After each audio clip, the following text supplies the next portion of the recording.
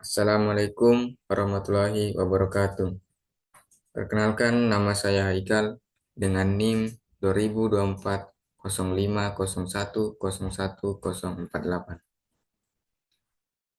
Saya dari kelas SIB angkatan 24, Prodi Ekonomi Syariah, Fakultas Ekonomi dan Bisnis Islam. Di sini saya akan mempresentasikan PPT saya untuk memenuhi ujian akhir semester pengantar akuntansi.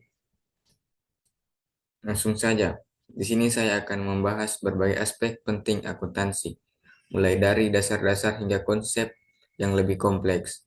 Kita akan menelusuri berbagai topik, seperti pengenalan Undang-Undang Sarbanes-Oxley, akuntansi piutang, akuntansi aset tetap, akuntansi aset tak terwujud, akuntansi liabilitas, akuntansi penggajian, dan akuntansi untuk persekutuan.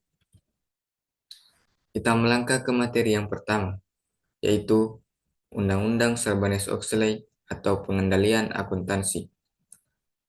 Yang pertama, latar belakang. Latar belakang Sarbanes-Oxley muncul sebagai tanggapan atas sejumlah skandal akuntansi besar di Amerika Serikat, seperti kasus Enron dan Vercon. Undang-undang ini bertujuan untuk meningkatkan akuntabilitas dan transparansi laporan keuangan perusahaan publik. Kemudian tujuan Undang-Undang Sarbanes-Oxley.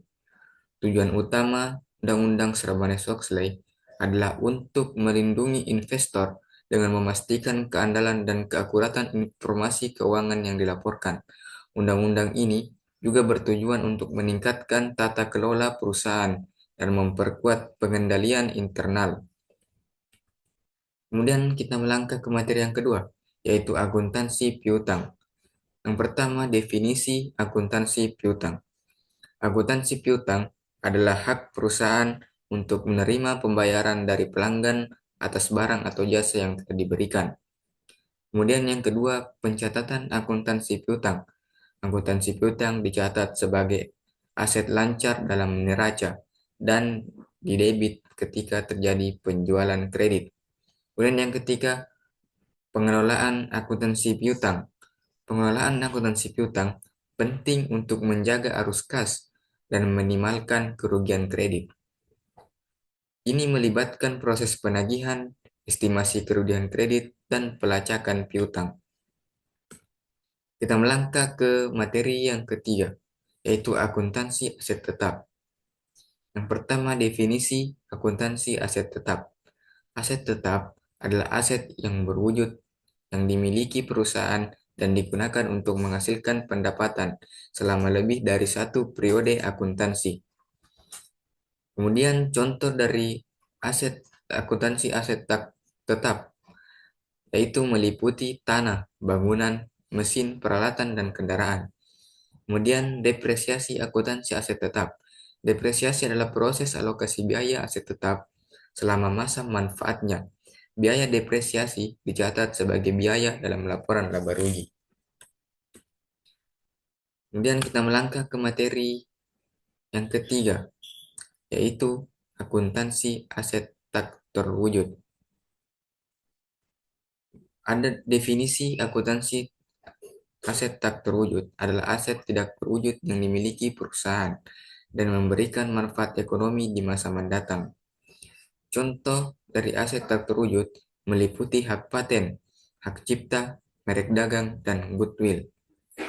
Kemudian amortisasi akuntansi aset tak terwujud. Amortisasi adalah proses alokasi biaya aset tak terwujud selama masa manfaatnya. Biaya amortisasi dicatat sebagai biaya dalam laporan laba rugi. Kemudian kita melangkah ke materi yang kelima, yaitu akuntansi liabilitas. Akuntansi liabilitas adalah kewajiban perusahaan untuk membayar sejumlah uang atau memberikan layanan kepada pihak lain di masa mendatang. Yang kedua, akuntansi liabilitas memiliki contoh seperti hutang usaha, hutang gaji, dan hutang pajak. Kemudian yang ketiga, akuntansi liabilitas dicatat sebagai kewajiban dalam neraca dan dikreditkan ketika perusahaan menerima manfaat dari kewajiban tersebut. Kemudian yang ke materi yang keenam, akuntansi penggajian.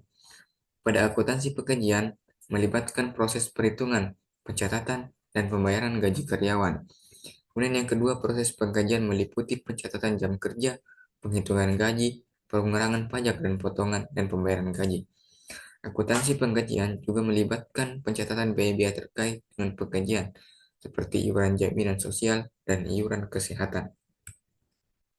Kemudian yang terakhir, yaitu materi yang ketujuh, yaitu akuntansi untuk persekutuan.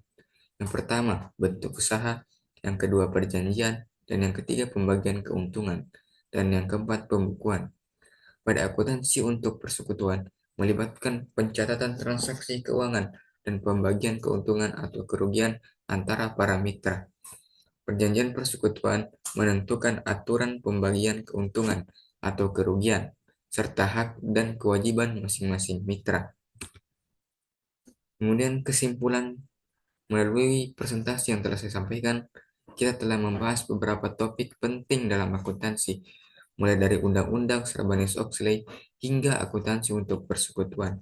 Pemahaman yang baik tentang konsep-konsep akuntansi ini akan membantu mahasiswa akuntansi dan profesional untuk menavigasi dunia bisnis dengan lebih percaya diri. Tetaplah bersemangat dalam mempelajari akuntansi dan jangan ragu untuk mencari informasi lebih lanjut. Mungkin cukup sekian dari saya. Saya ucapkan terima kasih. Wabillahi taufiq wa hidayah. Wassalamualaikum warahmatullahi wabarakatuh.